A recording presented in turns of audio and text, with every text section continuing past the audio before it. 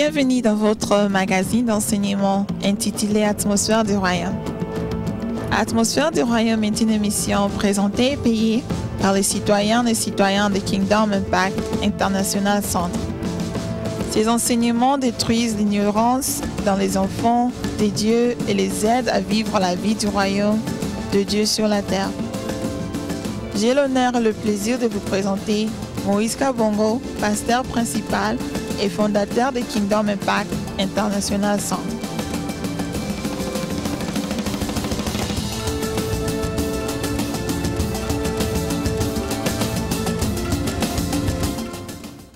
Bonsoir ou bonjour, ça dépend de là où vous nous suivez.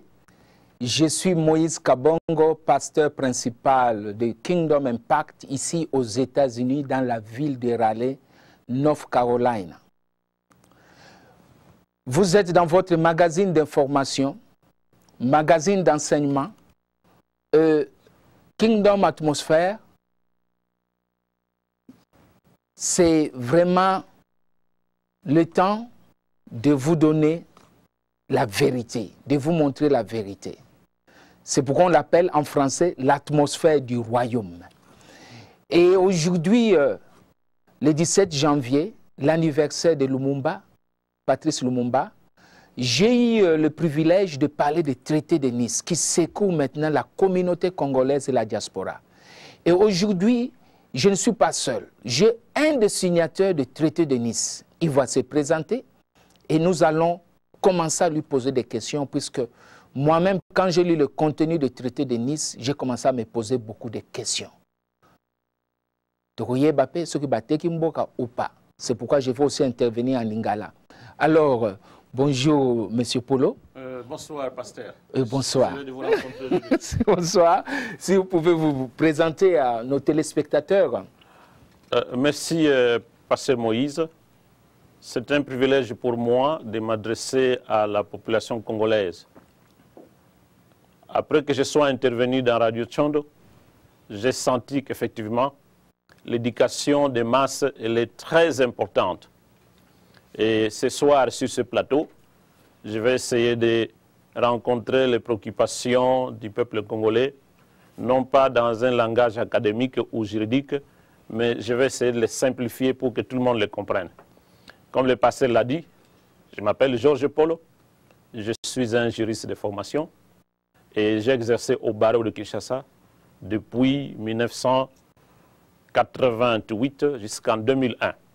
Et j'ai été invité sur ce plateau comme étant l'un des acteurs du traité de Nice.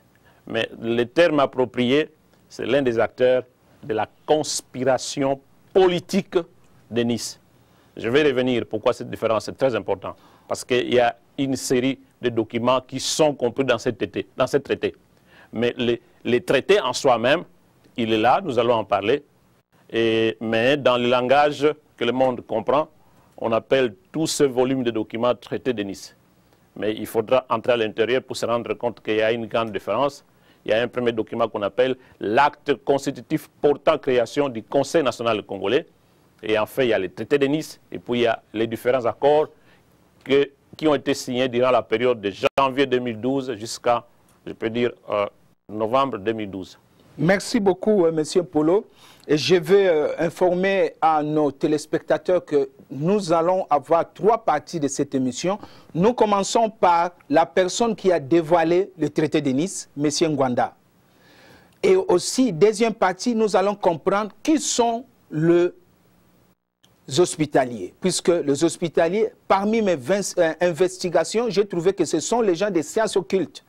Comment eux, ils peuvent aller vendre le pays aux gens qui ne croient pas en ce que nous, les Congolais, par racine, nous croyons en Jésus-Christ. Et troisième partie, ça sera qui nous explique un peu par quel pouvoir le Conseil national congolais a eu l'autorité d'aller faire un pacte. Alors, aujourd'hui, c'est la mort de Patrice Lumumba. J'aimerais honorer ce monsieur en citant le paragraphe de sa lettre, de sa dernière lettre à sa femme. Il dit que mort vivant, libre ou en prison, sur ordre des colonialistes, ce n'est pas ma personne qui compte, c'est le Congo. C'est notre pauvre peuple dont on a transformé l'indépendance en une cage, d'où l'on nous regarde du dehors, tantôt avec cette compassion bénévole, tantôt avec joie et plaisir. C'est ma foi restera inébranlable. Alors, Monsieur Polo, la foi de Patrice Lumumba restera inébranlable et le monsieur est mort. Est-ce que comment vous, selon les dires, aujourd'hui même, de la vidéo que monsieur Ngwanda a dévoilée, comment vous pouvez signer les traités de Nice? Est-ce que vous avez une conscience tranquille? Parce que quand je lis ce traité de Nice, j'ai fait une semaine en train de lire ça, j'ai quand même commencé à me poser beaucoup de questions. Est-ce que vous avez vraiment une conscience tranquille? Et en plus, M. Ngwanda dit qu'on vous a donné beaucoup d'argent, peut-être vous avez acheté des villas, je ne sais pas. Vous êtes ici à Raleigh avec moi aux États-Unis, je vais commencer à fouiller. On a déjà lancé nos FBI pour chercher à trouver cet argent. Vous avez des villas au Canada, tout ça, donc les signataires. Alors expliquez-nous, comment est-ce que M. Ngwanda a pu dévoiler cela, bien que M. Chungu, qui est secrétaire, je pense, général de la PARECO, est aussi un des signataires. Nous comprendre que les apenza toyebite pour Boliembongo, Botekimboga pe Boliembongo. Merci beaucoup, pasteur Moïse. C'est bien qu'on commence par les accusations de M. Honoré Ngwanda. Moi-même, c'est une personnalité que je respecte, mais quand je l'ai entendu parler à Lingala, dire à la population que les gens ici qui ont été à Nice, ils ont vendu le pays, je me suis dit, il y a un problème.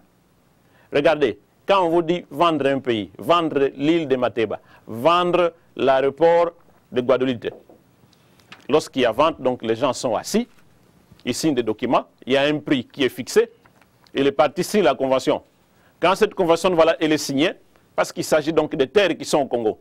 Donc, cela veut dire qu'il y a aussi les chefs coutumiers qui interviennent dans une telle vente, et aussi, après les chefs coutumiers, il faut aller devant le commissaire des zones pour qu'il vous fasse une attestation, montrant affirmant que les intéressés, ils ont traité avec les chefs coutumiers. Et puis après, il faut passer à une autre étape. Il faut aller donc devant les notaires pour faire un acte notarié. Quand il dit, M. Ngwanda dit, on a vendu l'île de Mateba. Donc, cela veut dire que le notaire de la ville de Boma est venu à Nice et qu'il a authentifié l'acte de vente. Ou encore, voilà, le notaire de Guadeloupe est venu à Nice et qu'il a authentifié l'acte de vente. Et que bien après, les différents conservateurs concernés, ils sont arrivés à Nice et ils ont émis des titres de propriété. Contrat de location pour 3 ans ou contrat de concession perpétuelle ou certificat d'enregistrement.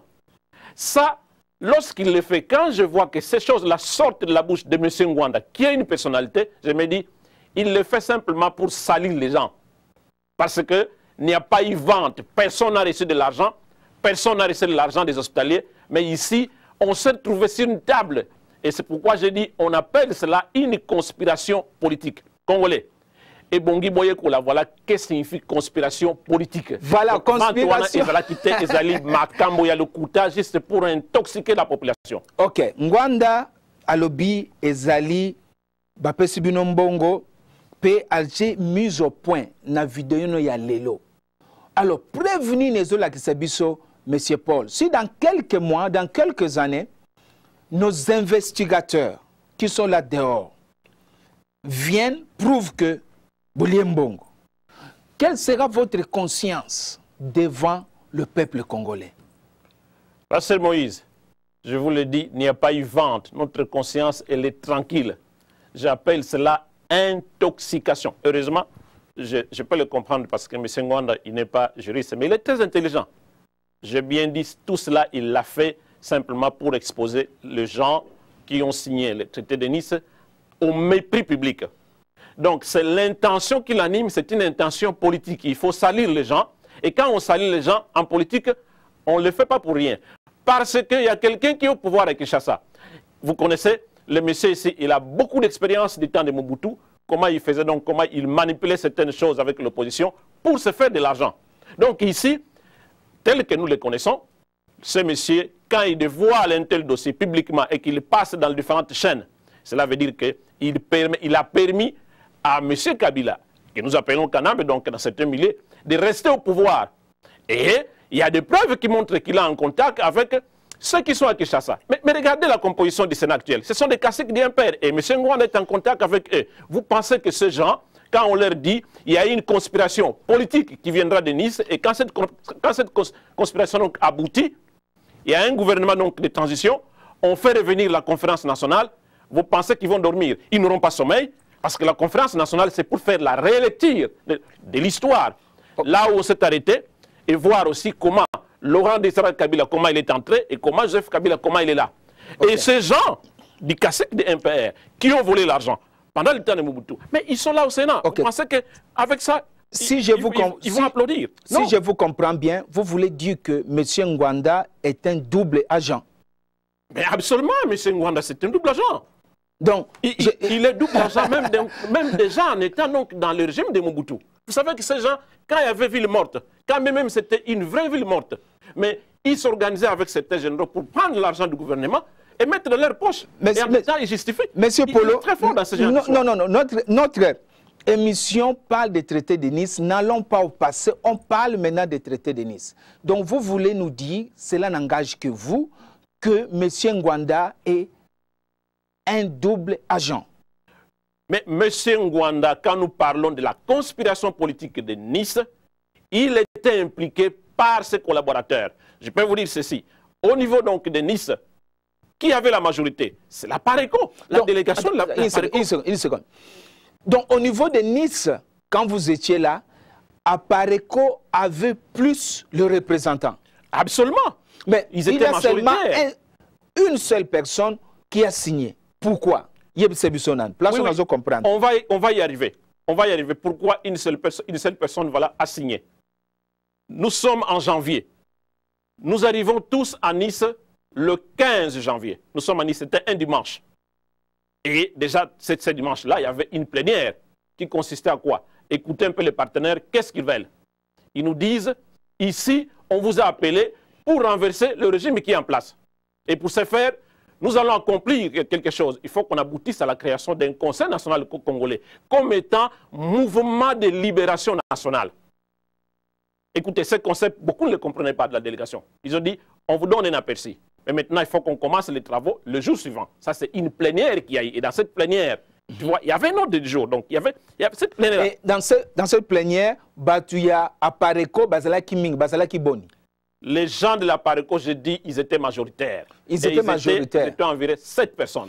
Donc, mais aujourd'hui, dans ce que M. Ngouanda a publié aujourd'hui, il a dit qu'il était au courant, mais il avait interdit à Shungu d'y assister. Cela veut dire que Shungu a menti à son président.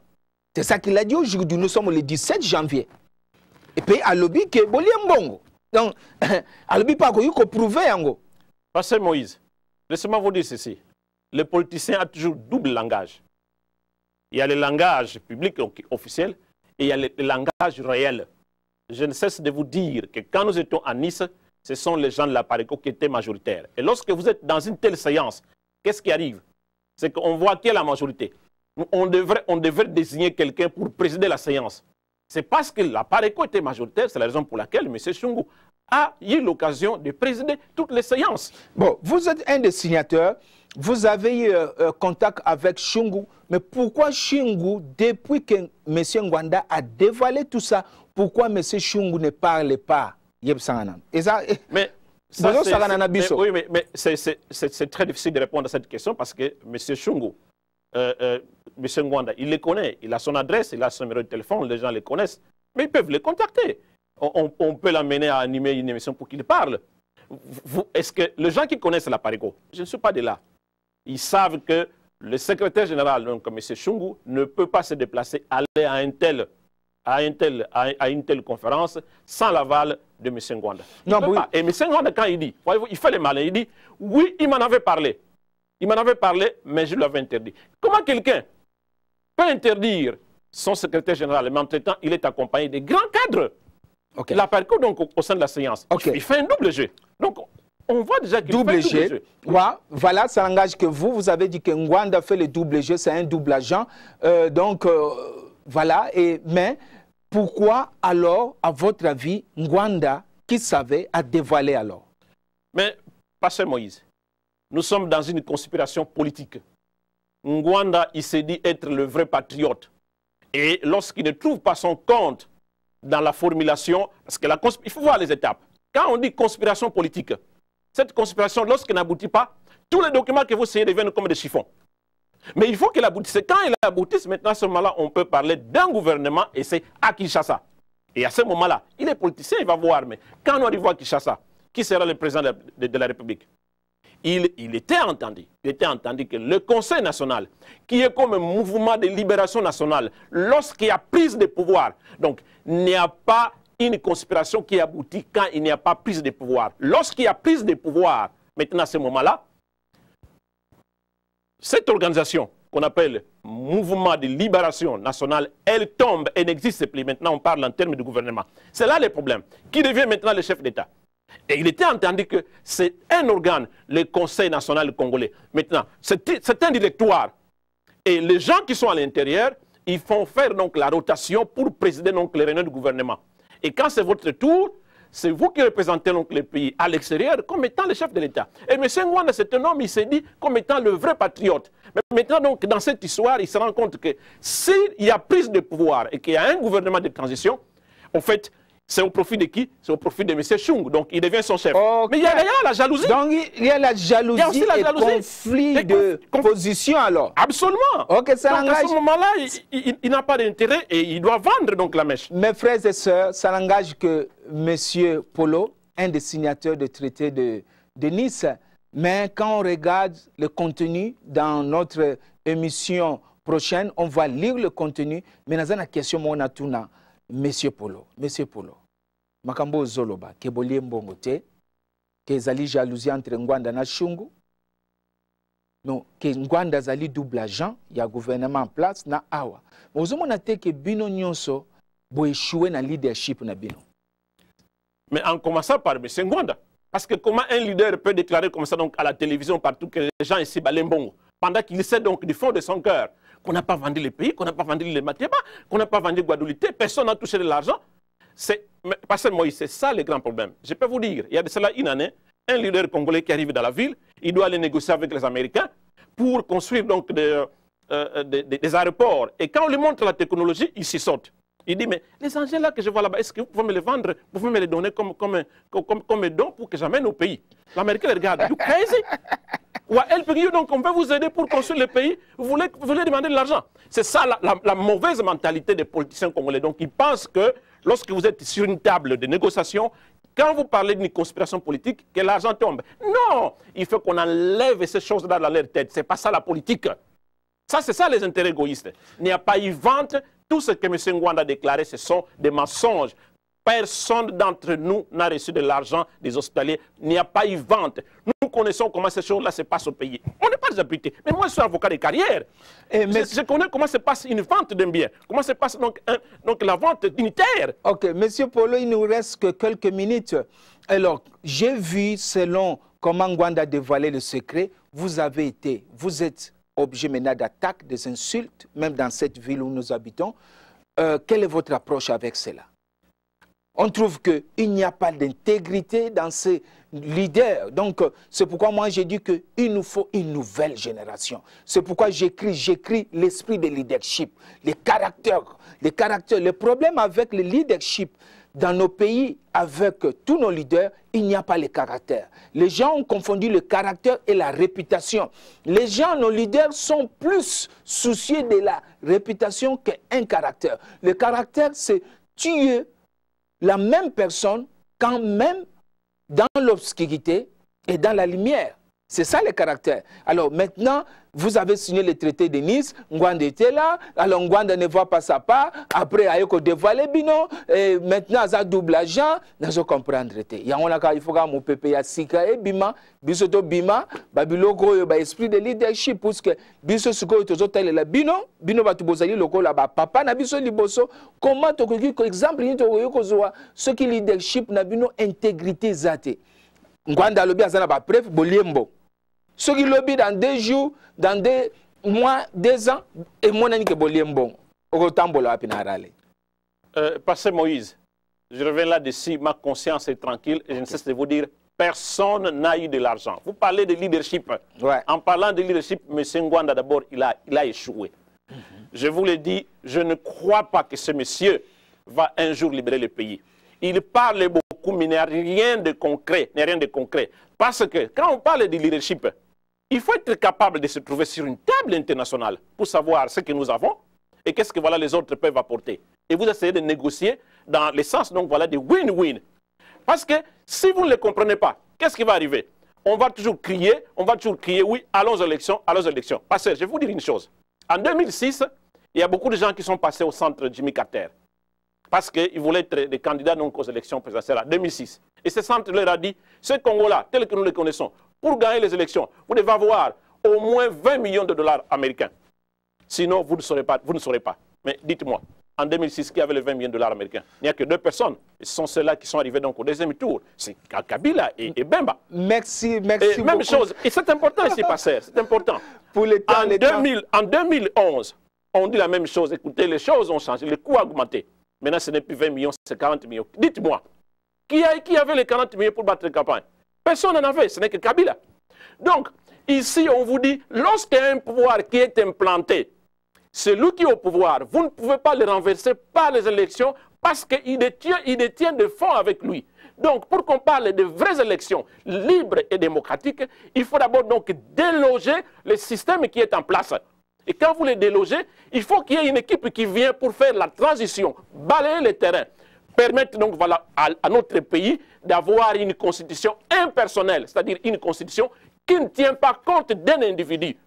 Et lorsqu'il y a une telle constitution, maintenant, il faut encourager les gens à donner leur candidature et ils doivent battre les campagnes avec l'argent de l'État, de manière équitable. C'est cela la démocratie. Sinon, même quand on part donc en 2016, je vous l'ai dit, si nous allons en 2016 il y aura l'élection, vous verrez, c'est toujours le même régime qui est en place qui va continuer. Si ce n'est pas Kabila, ils prendront quelqu'un, une autre personne qui est dans le régime. Donc le régime de l'Emera. Il parle de conseils qui viendra pour la transition et c'est ça qu'ils appellent Conseil national congolais. Et dans notre prochain programme, je vais lui poser beaucoup de questions. Qui sont-ils, ces conseils national congolais? Comment a été créé ces conseils? Quel pouvoir a les conseils pour aller faire un pacte avec les occultistes, les hospitaliers? Si puisque nos informations, investigations, nos enquêtes nous montrent que les hospitaliers sont des gens de la science occulte. Donc, bazali kote kamboka na batu oyo bakuraka na biloka bazebolo. Donc, ezali mawamingi ke mboka ezali ko kende na batu wana. Selon les dires, il y a contenu wana tokotanga yango malamu. Alors, je disais aussi que nous avons aussi écrit des livres, l'esprit de leadership, en français. Les livres, c'est pourquoi je suis aussi motivateur dans le leadership et le développement personnel. Alors, si vous pouvez avoir ça, vous pouvez aller sur notre site internet www.kingdomimpact.us et vous pouvez avoir ça. Tout un leader, tout politicien, tout père de famille doit lire. Un leader, c'est celui qui lit. J'ai aussi publié Les True in You avec Dr. Miles. Donc, la semaine prochaine, je serai encore pas seul, je serai toujours avec M. Polo. Là, il va parler de contenu maintenant, puisque M. Ngwanda dit le contenu. Et moi-même, j'ai lu le contenu des traités de Nice. J'ai ça ici. Il y a des parties qui sont vraiment questionnables. Je me pose des questions. Comment ils peuvent signer, mettre leur signature sur des choses? On s'est dit que comment sera notre pays dans 20 ans. Donc, je ne sais pas si vous avez le dernier mot avant que je dise au revoir à nos téléspectateurs. Oui, absolument, Pasteur Moïse. C'est important qu'on parle un peu de la notion du traité en termes très simples pour que le monde comprenne. Vous savez, quand on parle d'un traité, la première chose, il faut avoir donc la qualité des sujets internationaux. Et ici, le traité de Nice, c'est ça la grande question. Quels sont les sujets internationaux? Nous avons d'abord donc la chambre, donc la confrérie des hospitaliers. C'est un sujet international. Je crois qu'ici, tout le monde le sait, qu'ils ont eu leur souveraineté de par le peuple. Il y a un décret qui date de très longtemps qui leur accorde la souveraineté. Et cette souveraineté sans territoire. C'est la raison pour laquelle, dans le cadre de cette souveraineté, ils peuvent émettre de timbres, battre la monnaie, imprimer les passeports et aussi nommer les ambassadeurs et aussi créer une armée. C'est ça donc la souveraineté qui est entachée à ces décrets-là. Alors, l'autre, je vais vous faire rire. Quand nous étions donc à Nice, il y avait même donc un professeur de droit qui était donc de la Parco. Il dit, mais nous ne sommes pas un État, on ne peut pas engager, n'est-ce pas, voilà, la République démocratique du Congo. Alors je leur ai dit, si nous venons ici pour appliquer le droit congolais, mettez voilà, quittons la salle, rentrons dans nos maisons. Parce qu'ici, on n'est pas donc au Congo. Parce que si c'était au Congo, qu'est-ce que cela veut dire? C'est le président de la République qui enverra donc son ministre des Affaires étrangères pour venir négocier. Et c'est une longue procédure. Mais ici, nous sommes sur une table internationale. Le but, c'est de renverser le régime en place. Maintenant, pour signer un traité, il faut avoir cette qualité de sujet international. Comment ça se passe? Ça se passe, n'est-ce pas, de manière très simple. Il faut que celui qui a déjà cette qualité vous reconnaisse que vous êtes un sujet international. Merci, donc merci, monsieur Polo. À cause du temps, je vais aussi vous inviter la semaine prochaine. Il nous reste seulement 1 minute. Je vais résumer ce que vous avez dit. Vous dites que Ngwanda est double agent, vous n'avez pas reçu d'argent.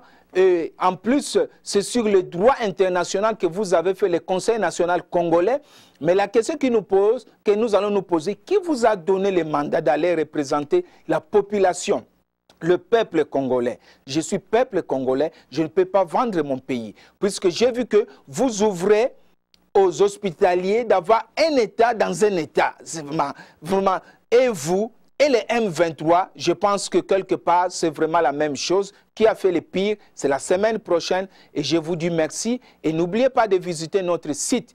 Et je vais aussi inviter les opposants, les gens de PPRD, les gens de Apareco, de l'IDPS. Si vous pouvez venir, nous allons mettre notre télé à votre disposition et vous allez vous exprimer et vous allez dire ce qui ne va pas, même les gens de la majorité présidentielle. Nous sommes là pour le bien de notre pays et je vous dis merci et merci à Maître Poyo. Et je pense que Moïse. Prochainement, nous allons nous retrouver pour...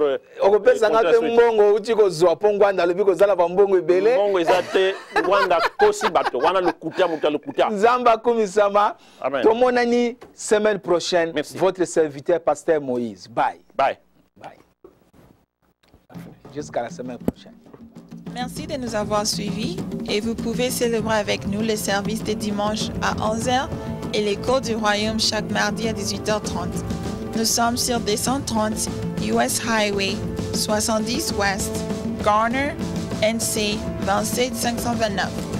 Visitez notre site sur www.kingdomimpact.us ou appelez 919 995 0314. À partir de Congo-Kinshasa, appelez 09 98 48 48 52. Ou vous pouvez nous écrire sur atmosphère@kingdomimpact.us. Que Dieu vous bénisse.